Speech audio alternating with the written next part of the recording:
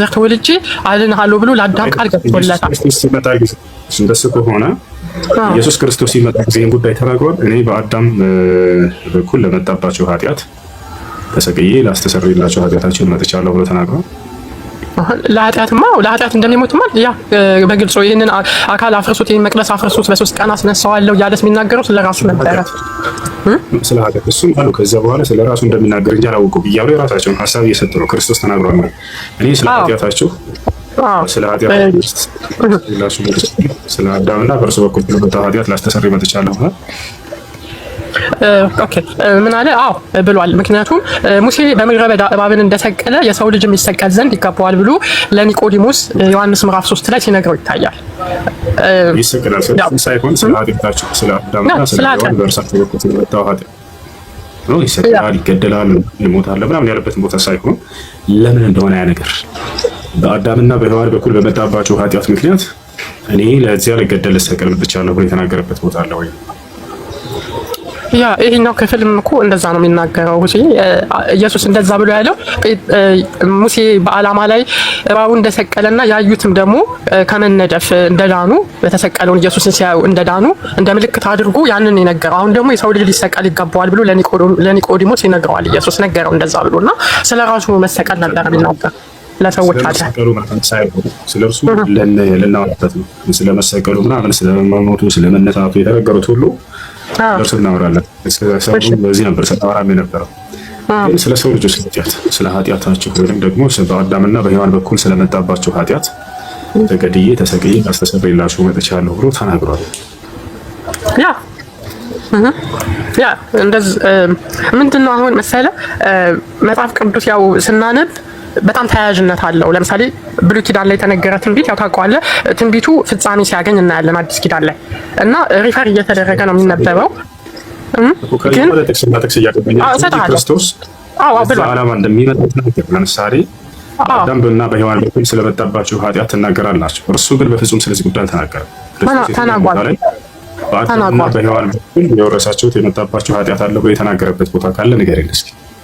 ኦኬ አንደኛ ኢየሱስ ክርስቶስ በመጨረሻው ራት ላይ በተሰበሰባቸው ጊዜ ከሐዋርያቱ ጋር ሆኖ ወይኑን አንስቶ ሲሰጣቸው ያው ህብስቱን አንስቶ ይህ ሥጋዬ ነው ለእናንተ የሚቆረስ ነው ብሎ ካላቸው በኋላ ይህ ደግሞ ወይኑ ደግሞ የአዲስ ኪዳን ለእናንተ የሚፈስ ደሜ ነው ብሎ ለኃጢአት ይቅርታን የሚያስገኝ ነው ብሎ ሲናገር እናየዋለን። ማቴዎስ 26 ላይ ለኃጢአት ነው የሚለው ኃጢአት ነው። ኦኬ እሱ እኮ ጳውሎስም እኮ ምን ብሏል? በአዳም ምክንያት ኃጢአት እንደገባ በክርስቶስ ደግሞ ሁሉ ሕያዋን ይሆናሉ ብሏልና በአዳም ኃጢአት ገባ፣ በኢየሱስ ክርስቶስ ደግሞ ድነት ነው ጳውሎስ። ስለዚህ ጳውሎስ ነው የክርስትናን መሰረት ያስተማረው ማለት ነው። አይደለም ኖ ይኸው ክርስቶስ እኮ አለ ለኃጢአተኞች እኮ የሚሰጥ ሥጋዬ ነው አለ ክርስቶስ። የትኛውም ስፍራ ላይ የአዳምን ስሙንም አላነሳ፣ ሔዋንን ስሙንም አላነሳ፣ የሰሩትን ኃጢአት ስሙንም አላነሳ። በእነርሱ በኩል ወደ እናንተ ኃጢአት ተላልፎባቸዋል የሚል ቃልን በፍጹም አላወሳም ክርስቶስ። ይህ የክርስትና መሰረት ነው። ግን ይህን የክርስትና መሰረት ክርስቶስ አላስተማረውም። እዚህ ናቸው ለዚህ ዓላማ ነው የመጣው ከተባለ ይህን ዓላማውን ሊገልጽና ሊያስተምር ይገባል። አንድም ቦታ ግን ይህን ነገር አላስተማረም። ማን ነው በሁሉም ኃጢአት መስጥተዋል በአንዱ ምክንያት ኃጢአት ወደ ዓለም ገብተዋል ብሎ ያስተማረው? ጳውሎስ ነው። ኢየሱስ ክርስቶስ የትኛውም ስፍራ ላይ ያስተማረው ሳይሆን ኃጢአት እኮ አሁን ቅድም አንተ ስለ ኃጢአት ስትናገር ነበረ። ኃጢአት ምንድን ነው ያልከው? ራሱ ሰውየው በሰራው ወይም የሆነ ሰው በራሱ በሰራው ኃጢአት ብቻ ነው እንደዚህ አይነት ነገር ነው። እሱ እኛ የምንለው እሱ የግብር ኃጢአት እንለዋለን። ላይክ አሁን ቅድም ህፃን ልጅም እያነሳህ ነበረ። ልክ ነህ። ህፃን ልጅም እንደዛው ህፃን ልጅ ሆኖ የሆነ ሳያውቅ የሚያጠፋው ጥፋት ይኖራል፣ ስላልበሰለ ስላላደገ፣ በአእምሮም በአካልም ስላላደገ። ግን ምንድነው የግብር ኃጢአት ሰዎች ላይ አለ። ገባህ? የግብር ኃጢአት ማለት ኤቭሪዴይ ሰው ቁጣም ይሁን ንዴትም ይሁን ሌላም ሰዎችን ማማትም ይሁን መስደብም ኃጢአት ነው። የኦሪጂናል ሲን ግን ከአዳም ስንኖር የመጣ ነው እንዳለ እኮ ግልጽ ነው። ለምሳሌ ጥረግረህ ትበላለህ። ምድር ላይ ስትኖር በላብ ነው የምትበላው። ማለት ቀላል አይደለም ኑሮ ራሱ። የዛኔ ምን ነበር ኃጢአት የሰሩት አዳምና ሔዋን? ህግ ተላለፉ። እግዚአብሔር የሰጣቸውን ይህን ፍሬ አትብሉ ያለው ህግ ነው። ይህን ሁሉ ፍሬ ሰጥቷቸው ገነቱ ሲያስቀምጣቸው አንዷን ብቻ እንዳትበሉ ብሎ ሲነግራቸው እነሱ ግን ያው እሷ በእባብ ተፈተነች። ሔዋን ያው ታውቃለህ።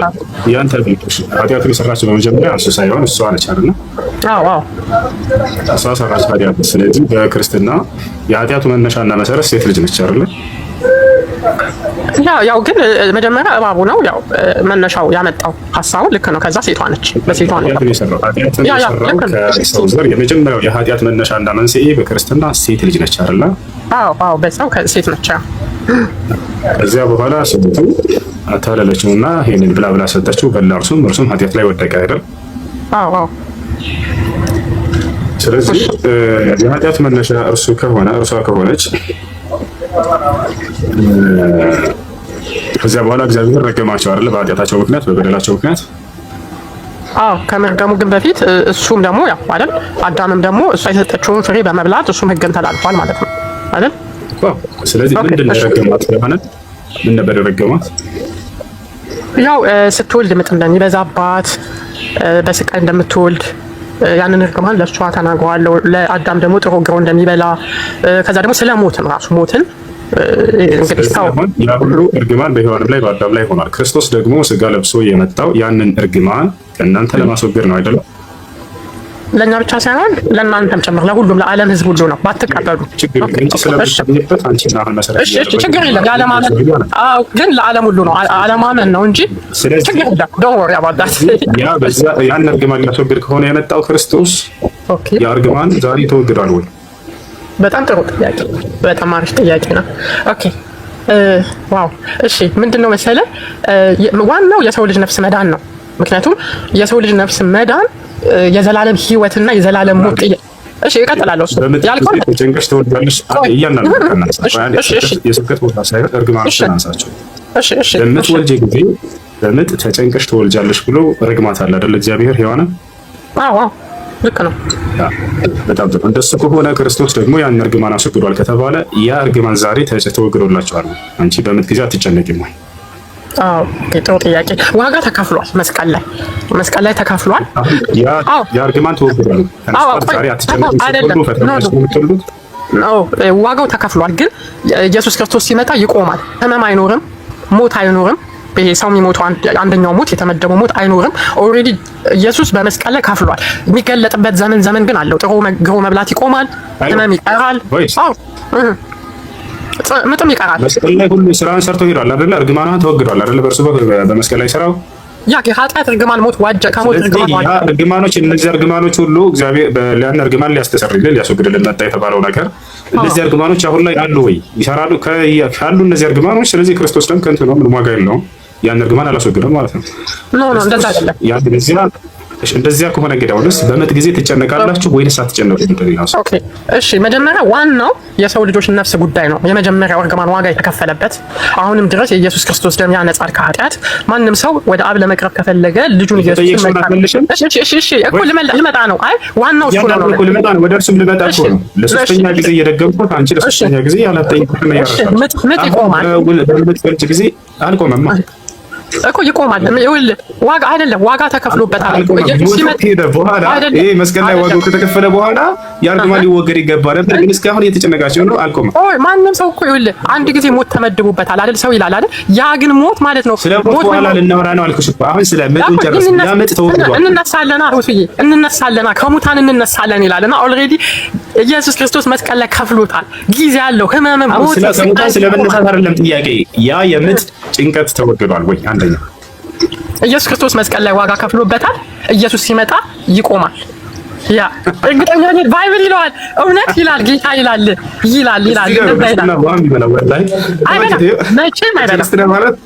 እግዚአብሔር አዳም ባለን ሰው ፈጠረ። ከዚያ በኋላ ሔዋን የምትባል ሚስት ፈጠረለት።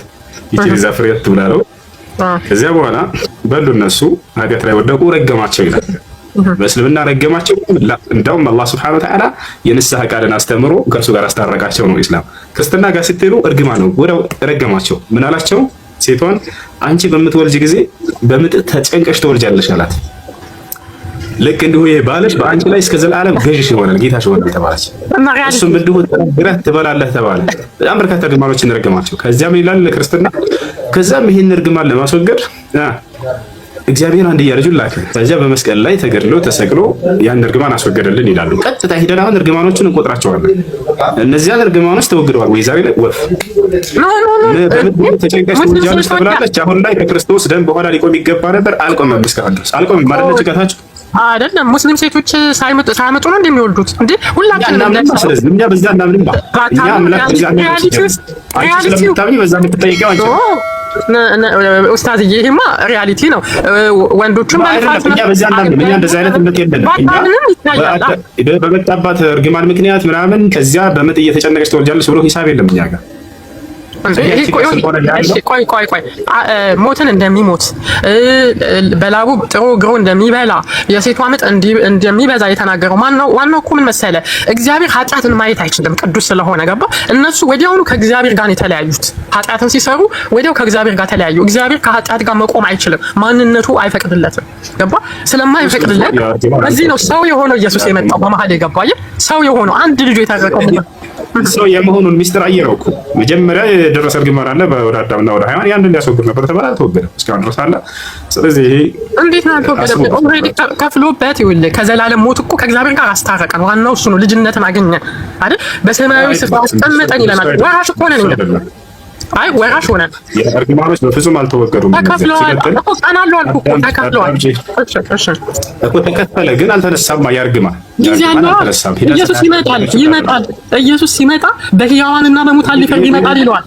የሞቱ ይነሳሉ ይላል እና ወቅት አለው አልኩ። ኢየሱስ ሲመጣ እናየዋለን። ይነሳል። አዲስ ነገር የለውም እኮ ከሙታን መነሳት ነው አይደለም? ብርቅ ነገር አይደለም እኮ ከሙታን መነሳት ሁሉም ሰው ይነሳል እኮ ነው። አታምኝም? ብርቅማ ነው። ለሞት ለፍርድ እኮ ነው። ለፍርድና እኮ ለእንትን ነው ስለዚህ ሁሉም ሰው ይነሳል። አማኝም ይነሳል። ተሳይ ነው። አታዳምጪም? አታምጪ? አማኝም ከሃዲም ይነሳል አይደል? አዎ ይነሳል። ሁሉ ይነሳል። ልክ ነው። ስለዚህ አዲስ ነገር የለውም። ይመጣል፣ እንነሳለን። መነሳት ብርቅ ነው።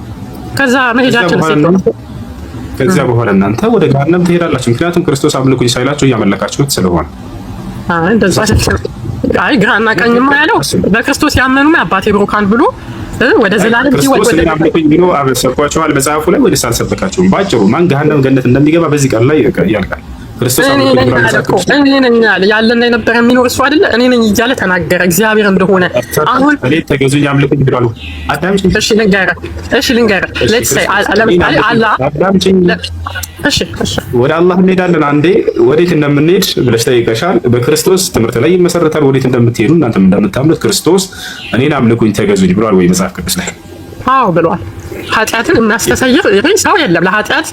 ለኃጢአት በደል የሚያነጻ የለም ከክርስቶስ ውጭ አይደል? ከሱ ውጭ ኃጢአትን ያለበት ቦታ አለ። እሺ አንገል ሁሉ ያስተሰርያሉ። አሁን እሱ አይደለም ጥያቄው። ኡስታዝ ኃጢአታችን አሳርቷል። ልነግርህ ነው። ኃጢአት ተሰረየ አታምጪ በፈጣሪስ። እሺ የቱ ጋር ነው አምልኩኝ ተገዙኝ ያለው ክርስቶስ? ኦኬ ኢየሱስ ክርስቶስ ኃጢአት ተሰረየችልህ እያለ ሰዎችን ኃጢአት ሲያሰረይ ነበር። ሰው ኃጢአትን ማሰረይ አይችልም በፍጹም። አንድም ቦታ ላይ ኃጢአትን ያስተሰርያል። አዳምጪ። ያስተሰርያል ኃጢአትን ማለት አዳምጪ። ረጋ ብለሽ ሌሎችም ኃጢአትን ያስተሰርዩ ነበር በየዘመናቸው። ካህናቶች ኃጢአትን ያስተሰርያሉ። ኢየሱስም በዘመኑ ኃጢአትን ያስተሰርያል። ይሄንንም ስልጣን ተሰጥቶ ነው። ለሰው ልጅም ኃጢአትን ያስተሰርይ ዘንድ ስልጣን ተሰጠው ያለ ራሱ ሲናገር ለቀደሙትም ለካህናቶች ኃጢአትን ያስተሰርያል ካህናቶች ተብሎ ተገልጿል። በርካታ ቦታ ላይ ከፈለግሽ አውጥቼ አሳይሻለሁ። እኔ ደግሞ ላሳየህ። ሞት ከለከላቸው። ኢየሱስ ግን ሊቀ ካህን ሆነ። ዘላለማዊ ሊቀ ክህነት አለው ይላል። ዘላለማዊ እሱ መነሳት ጌታ መጣ እንዴ? ምን ነው ትልቅ ሲመስል በቁጥር ሰላም ነው። ከራይም ሰላም እንዴት ነህ? እንዳታስወርደኝ ጥያቄ አለኝ። እስኪ ዮሐንስ 4 ቁጥር 24 ክፈትልኝ። ለምን ነው የምከፍተው? ምን ፈልገህ ነው? አይ በእሷ ላይ በምትከራከረው ነገር ማስለ የሚሆን ነገር እዛ ላይ ስላለ ነው። ንገረን፣ እየሰማንህ ነው። ችግር የለም። ከዛ ላይ አንበህ መረዳት ትችላለህ። ስለዛ እኮ ነው በግልጽ ማለት ነው። ለኔም የሚሰልም ሐሳብ እዛ ላይ ማለት ነው። አሁን ለምሳሌ ኢየሱስ ክርስቶስ ጌታ አይደለም ትላለህ። እዛ ላይ ምን ይላል መሰለህ? አይደለም መጽሐፍ ላይ ለፍጥረታት ስገዱ የሚለውን ቦታ እስኪ ያሳየኝ። በደንብ ይሰገዳል። አብርሃም ለፍጥረታት ይሰግዳል። ዳዊት ለፍጥረታት ይሰግዳል። መጽሐፉ ላይ አለ እኮ። ለፍጥረታት ይሰግዳል የሚለውን ቦታ እስኪ ያሳየኝ። እስኪ ለፍጡሩ ይሰግዳል የሚለው ይሰግዳሉ። እና አብርሃም ይሰግዱ ነበር። ለፍጥረታት እንደሰገዱ ኢየሱስ ክርስቶስ ራሱ ለአምላኩ ይሰግዳል። ይሄን አታውቅም? የአክብሮ ስግደት ነው ወይስ የአምልኮ ስግደት ነው? እሱን ለይተዋል ታውቃለህ? እንደዛ ብሎ ነገር የለም። ክርስቶስ ለአምላኩ ይሰግዳል አይሰግድም? ኢየሱስ ራሱ አንድ ነገር ልንገርህ። ክርስቶስ ኢየሱስ አምላክህ ለአምላኩ ይሰግዳል አይሰግድም? ኢየሱስ ክርስቶስ እኮ ለልጆች ምሳሌ ለአዳም ልጆች ምሳሌ ሊሆን ነው አይደለ? እዚህ ምድር ላይ የመጣው ምሳሌ አይደለም። እዛ ላይ እንደሱ አይደለም። አንተ አልክ መጽሐፉ ላይ ቀጥታ ለአምላክኛ እሰግዳለሁ እያለ ነው የሚናገረው። እሺ ለአምላኩ ይስገድ፣ ችግር የለውም። ግን ለምንድን ነው ኢየሱስ ክርስቶስ ስለዚህ እዚህ ምድር ላይ አምላክ ለአምላኩ ይሰግዳል? አስቡት፣ አምላክ ለአምላክ ሲሰግድ አይደለም። እዚህ ምድር ላይ የመጣበት ጉዳይ ምንድን ነው? እዚህ ምድር ላይ የመጣው ሊሰብክ ነው። መጽሐፍ ቅዱስ ላይ ልሰብክ መጣሁኝ አለ ኢየሱስ ቃሉ ላይ ሲናገር። ልክ እንደነ ሙሴ፣ እንደነ አብርሃም፣ እንደነ ይስሐቅ አንድ ሰባኪ ነው፣ ሊሰብክ መጣ። ከነቢያቶች መካከል አንዱ ነብይ። ምነው የኦርቶዶክስ ሰዎች ሰባኪ አተው እሱ ሊሰብክ ይመጣል እንዴ? እየተማሩ አተው እንዴ? ሐዋርያት እኮ ብዙ ነበሩ በዛ ሰዓት ላይ። ምን ይሁን ታዲያ? እርሱ ሰበከ አስተይላል። መጽሐፉ ነው የሚለው። መጽሐፍን አታነብም አይደለም? መጽሐፌን እኮ አንብቤ ነው እየተከራከርኩ ያለሁት እኮ። ስለዚህ ኢየሱስ ክርስቶስ የመጣው ሊሰብክ ነው አይደል? ሊሰብክ ሳይሆን ማለት ነው ለልጆች ለሰው ልጆች ድነት ሊሆን ነው የመጣው። እሱ ጌታ ነው። ና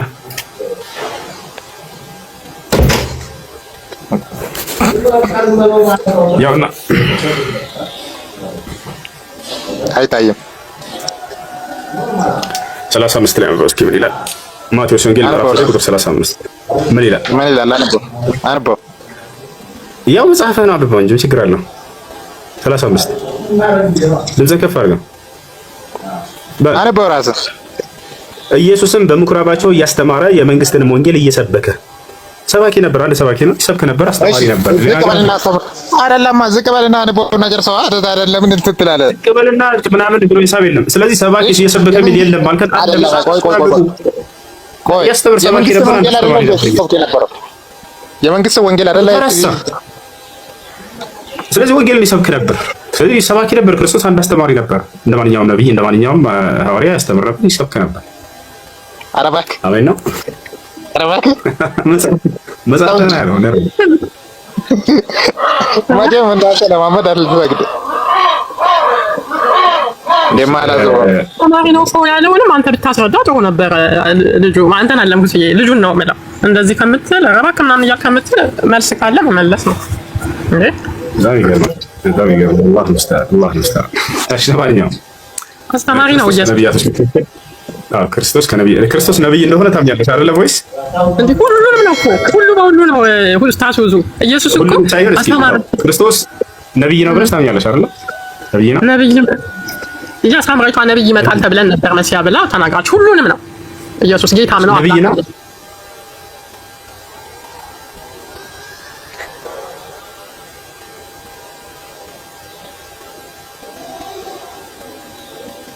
ነው በእግዚአብሔር ቆይ እስኪ ለሱ ድል እንስጠው። ነብይ ነው አይደለም? ነው በእግዚአብሔር ሁሉም ነው ኢየሱስ ክርስቶስ ትንቢት እንደሱ። አይ በዛን ጊዜም ወደ ኢየሩሳሌም ሲገባ እኮል ነግር ነው። ወደ ኢየሩሳሌም ሲገባ ነብይ ስለማያውቁት ህዝቦቹ ነብዩ መጣ ብለው አወሩ እንጂ ኢየሱስ ክርስቶስ ነብይ አይደለም፣ ራሱ ፈጣሪ ስለሆነ ማለት። በዛን ጊዜ ትንቢት ሰው ስለማያውቁት በዛን ጊዜ ነብይ መጣ እያሉ አወሩ እንጂ እሱ ትክክለኛ መጽሐፍ ላይ ተጽፏል።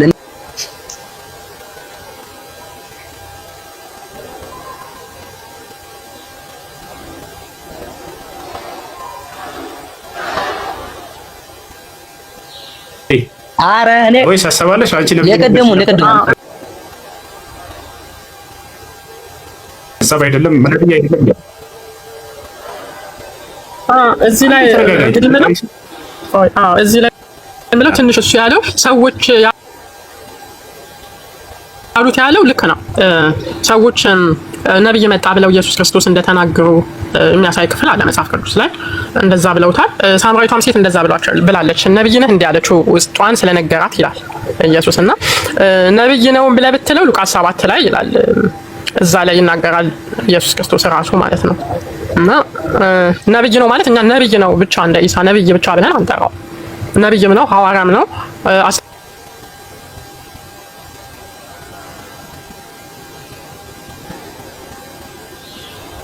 ተማሪም ነው አምላክም ነው ንጉስም ነው ጌታም ነው ሰው ልጅ ነው እግዚአብሔርም ልጅ ነው። ሁሉም በሁሉ ነው ኢየሱስ ሁሉም ነው በቃ። ስለዚህ ነብይ ነው ብለሽ ታምኛለሽ። እሱ ደግሞ ነብይ አይደለም ብለህ አምናለህ። ነብይ ብቻ ነው አላልኩም። ነብይ ብቻ ነው አላልኩም። ነብይ ነው የሚለን ተቀብለሻል። ይሄ አንድ እርምጃ ነው። እሱ ግን ነብይነቱን አልተቀበለም። ብታስረጂው አስረድታለህ። ጥቅሶችን እያነሳች እስኪ መልሳለህ። አንተ መልሳለህ ነው። በእግዚአብሔር ወርዷል መሰለኝ። ካንቺ ጋር ቀጥል። ነብይ ነው ካልሽ ጥሩ እርምጃ ነው። ነብይ ከሆነ ነብይ አድርጎ የላከው አምላኩ ማን ነው? ኢየሱስ።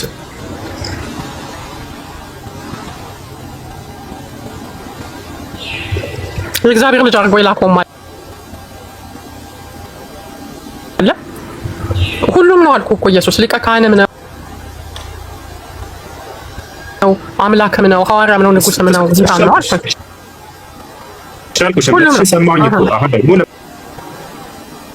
የምጠይቀው ጥያቄ መልሽ። ነብይ ከሆነ መቼም ላኪ ይኖራል አይደለ?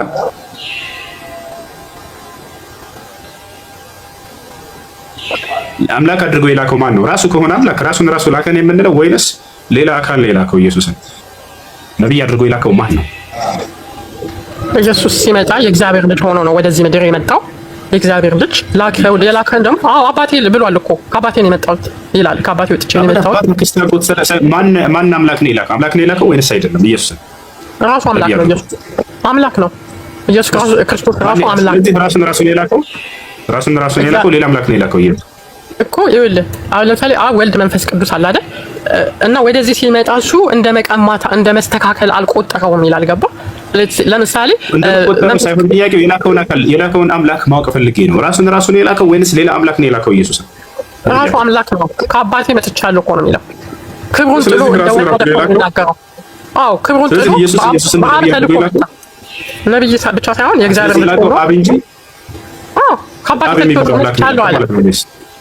ኖ እሺ እያዳመጥኩ ነው። ስለዚህ ኢየሱስን የላከው አብ የተባለው አምላክ ነው ማለት ነው አይደል? አባት ነው የላከው፣ አባቱን የላከውና እሱ ግን ራሱ ፍጹም ሰው ፍጹም አምላክ ሆኖ ወደ ምድር ላይ ተመላለሰ። እሺ አሁን ጥያቄ አብ ነው የላከው። አብ የተባለው አምላክ ነው የላከው አይደል? አብ የተባለ አምላክ ላከው ብቻ አይደለም፣ ራሱም አምላክ ነው አልኩኝ። ይኸውልህ አብም ወልድ መንፈስ ቅዱስም አምላክ ነው። አንድ አምላክ ነው የምንለው አይደል? በአምላክነት ግን በማንነት ሶስት ነው። በግብርም ሶስት ነው።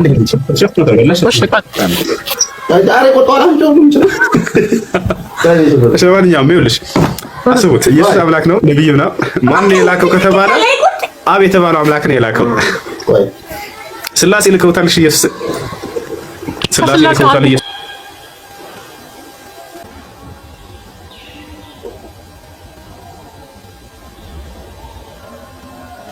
ማለት እንደዛ ነው።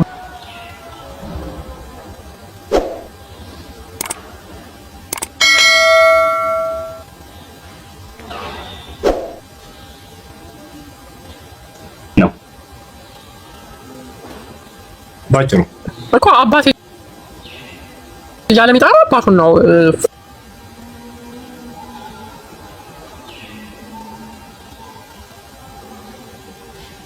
ፋደር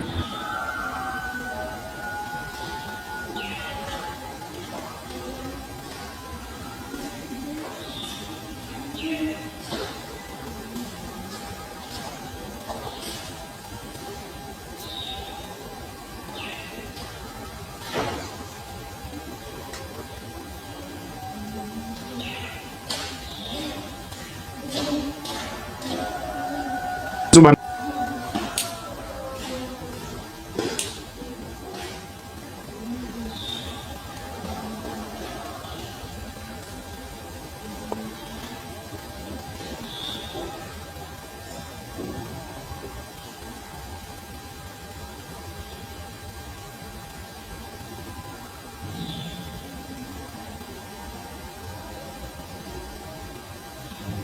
ኢየሱስ ተሳስተሃል፣ ሁሉንም ማድረግ ትችላለህ አንተ አላቸው። ኢየሱስ ክርስቶስ መጣና አብ ከእኔ ይበልጣል አላቸው። ኢየሱስ ተሳስተሃል፣ ከአብ ጋር እኩል ነህ አንተ ራስህ ብላችሁ ካዳችሁት። አያችሁ አይደል? ኢየሱስ ክርስቶስ አምላክ አለኝ አለ። ተሳስተሃል ኢየሱስ፣ አንተ ራስህ አምላክ ነህ አላቸው። ከዚህ በላይ ክርስቶስን መቃወም የለም እዚህ ዓለም ላይ። ወረበል ከዕባ በአላህ ስም እላለሁኝ። ክርስቶስን በጣም የተቃወሙት ቢኖሩ ክርስቲያኖች ናቸው። አለከ በነገርኳችሁ መሰረት እኔ ሰው ነኝ አለ። ዮሐንስ ወንጌል ምዕራፍ 8 ቁጥር 40 ላይ ኢየሱስ ተሳስተሃል፣ ሰው ብቻ አይደለም ፍጹም ሰው ፍጹም አምላክ ነህ አላቸው። እኔ ሰው ነኝ እንዳለው እኔ አምላክ ነኝ ብሏል ወይ ብለን ስንጠይቃቸው አላለም። በፍጹም የትኛው ቦታ ላይ እኔ አምላክ ነኝ አላለም። ከዚህ በላይ ክርስቶስን መቃወም የለም። ቆም ብላችሁ አስቡ። ይሄን ነው የምላችሁ። ኦኬ ግን ኡስታዝ ውዙ ኢየሱስ ክርስቶስ አምላክ እኮ እንደሆነ አሁን ያ በእርሱ የሚጠራጠሩበት ቃል ነው የሚለው እኮ ለዚህ ነው። መጽሐፍ ቅዱስም ላይ ይለዋል እንደዛ ብዙዎች እንደሚሰናከሉ በኢየሱስ ክርስቶስ ይናገራል። በማስረጃ ነገርኳቸው። ቆይ አንዴ በክርስቶስ መሰናከላቸውን በማስረጃ ነገርኳቸው። እኔ ሰው ነኝ እያለ ሰው ብቻ አይደለም አምላክም ነህ አላችሁት። እኔ አምላክ ነኝ ብሎ ግን ያስተማረበት ቦታ አይደለም። አብ ከእኔ ይበልጣል አላችሁ። አይበልጥም በፍጹም አንተ ከአብ ጋር እኩል ነህ አላችሁት። እኔ ከአብ ጋር እኩል ነኝ ያለበት ቦታ የለም። እኔ አምላክ አለኝ አላችሁ። አምላክ አንተ ራስህ አምላክ ነህ ብላችሁ ካዳችሁት ከዚህ ላይ ክርስቶስ መቃወም የለም። በሰው ኢየሱስ ክርስቶስ ፍጹም ሰው ፍጹም አምላክ ሆኖ ሲመላለስ በሰውነቱ የተናገረው ይራራ أعوذ بالله من الشيطان الرجيم بسم الله الرحمن الرحيم كافها يا عين صاد